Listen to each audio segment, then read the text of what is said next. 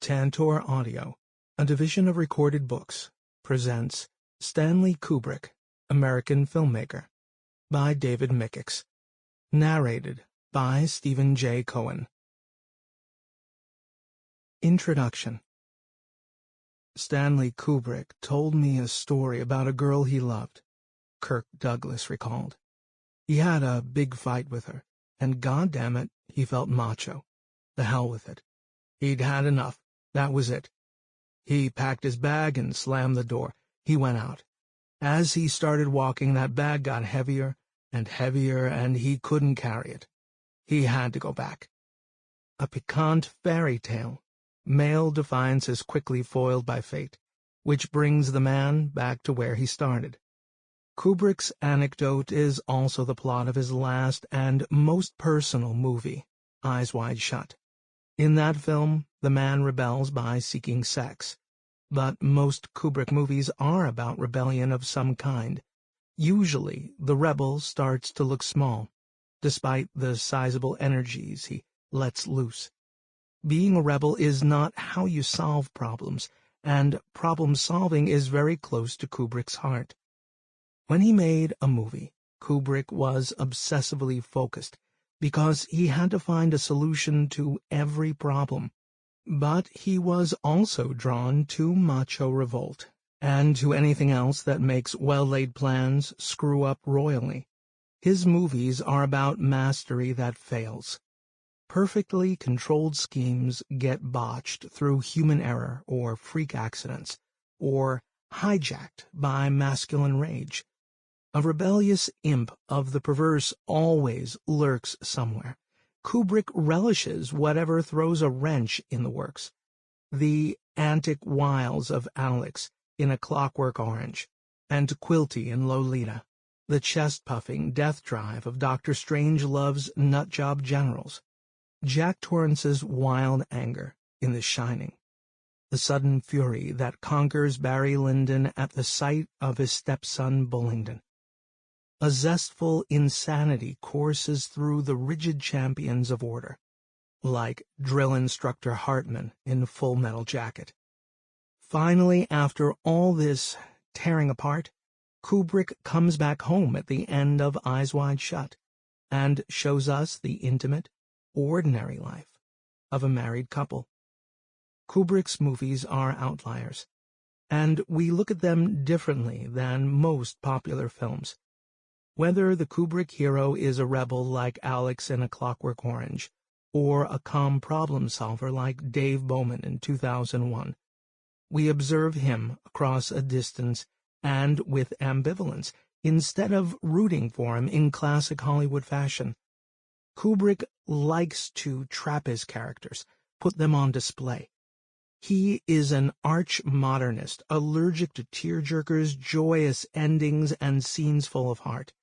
His work also argues against most film noir and outlaw movies, which prize wicked self-possession and cool, from The Maltese Falcon down to Tarantino. Yet, for all these avoidances, Kubrick's movies were, and are, hugely popular. 2001, intensely slow, quiet, and abstract, became one of MGM's 10 biggest moneymakers. Moments from Kubrick movies are as iconic as anything in The Godfather, a film Kubrick loved but which, in stark contrast to his own work, achieves a classic Hollywood trifecta of pathos, violence, and male bravado.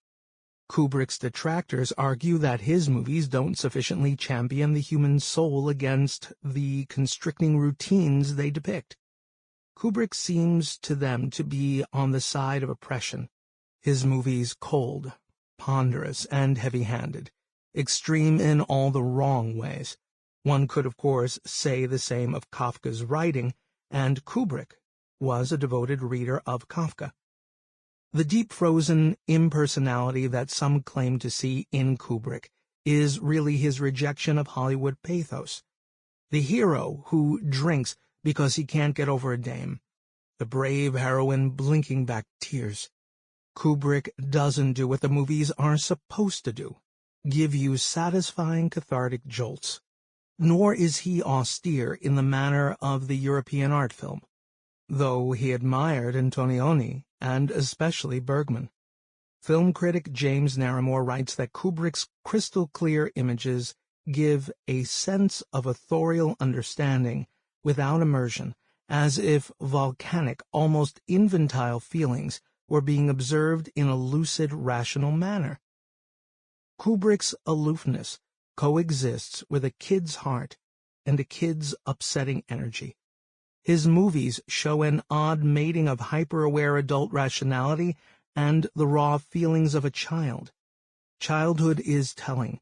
Kubrick, the mischievous, stubborn little boy, is at the core of his films, along with the grown-up director, calm and in control, who likes nothing better than staying home and making movies. There's a home movie of Stanley Kubrick clowning around, probably at about age 8, hamming it up for his kid sister Barbara. Wearing oversized pants, he does a slapstick dance routine. At one point, his grin looks a little like Alex's malicious delight. Little Stanley got poor grades in conduct and playing with others. He had a strong Bartleby side.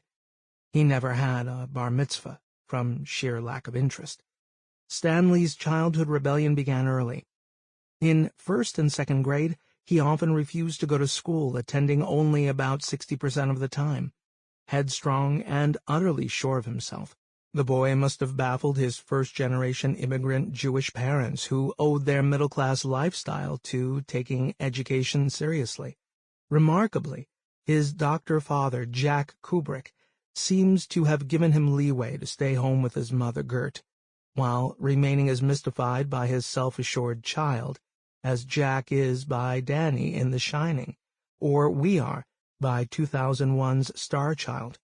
Stanley's independent streak would only become more marked as he grew older. Young Stanley grew up on the Grand Concourse, the Champs-Élysées of the West Bronx. The great boulevard was eventually ruined, long after Kubrick left, by Robert Moses's Cross Bronx Expressway. Among the Grand Concourse's monumental features was a temple of cinema called Lowe's Paradise. Another, the Archeo Fortum, was just east of the concourse. Lowe's was a vast and sumptuous faux Baroque theater, with projected clouds moving across its ceiling. The neighborhood also had the usual soda fountains, Chinese restaurants, and bars, a Bickford's diner with its cluster of bookies, and the Villa Avenue gang, Italian-American delinquents that Jewish kids like Kubrick had to watch out for. "I was such a misfit in high school," Kubrick told an interviewer years later. The other teenagers belonged to clubs with names like the Zombies and the Hurricanes, and played stickball and baseball in the streets. What consumed Stanley instead, from the time he was 12, was photography. That year, his father gave him a graphics camera, a big antediluvian box that you had to look down into so that you could see the image on the ground glass. Stanley fitted it with a 35mm lens, and he was off. The next year, Jack Kubrick taught his son chess, and this too became a passion. Jack Kubrick was a very nice man, a bit conservative and a worrier. Kubrick's widow, Christiane, remembered in an interview. His mother was Stanley's source of strength. Christiane added, "He was a gifted boy, brilliant and independent, and she, in her wisdom, succeeded in implanting in him a strong belief in himself." While Stanley's father seems nothing like that flamboyant ogre Jack Torrance, both Jacks were serious worriers. Kubrick's father didn't understand his ambitions, and hopelessly wanted him to become a doctor. His mother realized that Stanley was on his own path. Stephen Marcus, later a literature professor at Columbia, was Stanley's classmate at William Howard Taft High School, where Kubrick asked day after day to copy Marcus's homework. When Marcus finally asked, "Stanley, why aren't you doing your homework?" Sample complete. Ready to continue?